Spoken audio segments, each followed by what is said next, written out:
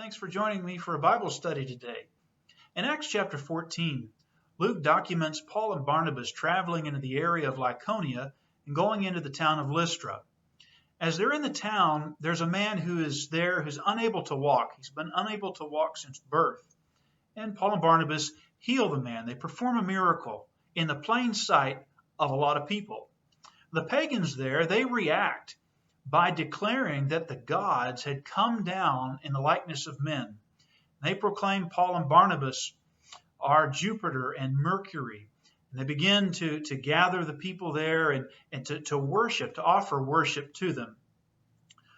While that might be a strange reaction from our point of view, it's an understandable reaction if we consider the history of the Lycaonians in Greco-Roman mythology. About 50 or so years earlier, a Roman poet had invented this story about the gods coming down in the area of Lycaonia and going among the people, but none of the people treated them hospitably, with the exception of one older couple, an older couple by the name of Bacchius and Philemon. Bacchius and Philemon invited these two strangers into their home. Over time, the two strangers reveal themselves to be the gods Zeus and Hermes. Zeus and Hermes decide they're going to destroy the town but save Bacchus and Philemon, and they give them eternal life by turning them into trees that will stand next to the temple. Well, the Lycaonians were very familiar with this story and their connection to it. And as these two strangers, Paul and Barnabas, had come to town, they had done some miraculous things that were beyond any naturalistic human explanation. They gave a man who was known to have been a cripple the ability to walk. So with that story in the background, it seems that the Lycaonians in Lystra decide they're going to react differently by declaring that the gods Jupiter and Mercury have come down in the likeness of men. Jupiter and Mercury were the Roman equivalent to the Greek gods of Zeus and Hermes. Well, Paul and Barnabas react very strongly. They're very bothered by this reaction, and they declare how they're not gods, they're men, they're humans, just like the people there in Lystra, and begin to explain to them who the true and living God is, that there is a creator God. They have come with good news from this creator God. And they say something very interesting about the creator in verses 15 to 17. They say of the creator that he did not leave himself in the world without witness. The point being was that the people in Lycaonia, or anywhere else in the world for that matter, had evidence of the creator's existence and his rule. And Paul begins to explain some of this evidence, particularly the evidence of creation, makes the point very clear who this creator is. Well, Paul and Barnabas are hardly able to make order out of a very chaotic scene. It seems that as this is going on, as this hysteria is going on, some hostile Jews from some of the other towns that they had been to arrive in Lystra, and they persuade the people to turn against Paul and Barnabas, and they stone Paul there in Lystra and leave him for dead, and the scene ends. For our purposes today, I want to talk about this expression, though, that Paul uses, how God did not leave the world without witness. Same is true today. There is witness, there is evidence of God. Witnesses testify of what they have seen.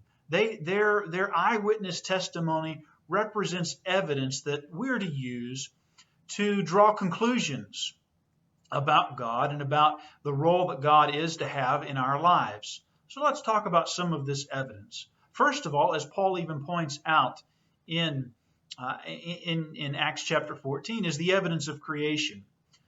The natural world, in all of its complexity, in all of its detail, is evidence of a designer, evidence of a creator.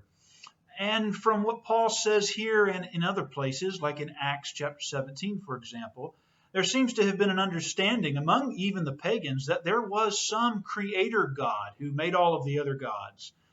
In Acts chapter 17, when Paul is in Athens, he talks about coming across a shrine to the unknown God. And he says, I want to tell you about this unknown God. And he begins to expound upon the Creator and what the Creator had accomplished through Jesus. But the evidence, as Paul expresses here and as the Bible points out regarding creation in other places, is that it is sufficient to persuade us of the existence of God, number one, and number two, to spur further investigation into who God is. So consider some more evidence. The apostles. The apostles were chosen to be witnesses of Jesus to the world. In Acts chapter 1, this is what Jesus, after being resurrected from the dead, tells them, that they've been chosen to testify of what they have seen to the world. In 1 John chapter 1, the opening lines of that short epistle, in the first 3 verses, John writes about what he had seen and heard, what he had touched with his own hands concerning Jesus. And that by believing what he writes about, this evidence, that we can have fellowship with him, we can have eternal life. The point is, when you and I open up the New Testament and we read the record that the apostles have left for us in their writings, it represents evidence of what they had seen with their own eyes concerning Jesus. The apostles are evidence, which brings us to our third piece of evidence, the resurrection. The resurrection is the most significant piece of evidence that God has left for us to declare what he has accomplished for us through Jesus. The apostles were chosen specifically to be witnesses, to testify of having seen the resurrected Lord. The Apostle Paul, who himself is a piece of evidence, would often write about the resurrection. And he uses the evidence of this resurrection in 1 Corinthians chapter 15 in verses 3 through 9. He cites this eyewitness evidence to the resurrected Lord, which he himself had seen later on. And he uses that evidence to validate the message of salvation that he taught. So in conclusion, there is just an embarrassment of riches when it comes to the evidence that God has left for us, the witnesses of God. Other evidence may include, but certainly is not limited to, the canonization of the Bible, to the geographic accuracy of the Bible. There's a wealth of archaeological evidence that continues to be discovered even as I sit here in my office and speak. The conversions that are accounted for in the Bible. Why do people who have nothing to gain and everything to lose become believers in the resurrected Lord? Their conversions demand we give close consideration to what they wrote about and said. Miracles represent evidence. Fulfilled prophecy. Did you know that of all of the world's religions, Christianity, the Bible, is the only book that contains prophecy, a fulfilled prophecy, no less. On and on we could go. In John chapter 20, though, at the conclusion of writing about the resurrection, John says that there are many other signs that Jesus did in the presence of his disciples. Having been raised from the dead, Jesus did a number of other things, is what John is talking about there. And he says, but these have been written that you might have life in believing. Question is, what will we do with the evidence? Will we ignore it, dismiss it, pretend it doesn't exist? Or will we allow it to point us in the direction of faith? Will we believe? Well, of course, that's the purpose of God's witnesses. He wants us to believe in him so that we might obey him. Well, thank you for watching today. I hope the study has been helpful as we've considered some of the evidence that God has left for us of his existence and rule. Thank you, and have a nice day.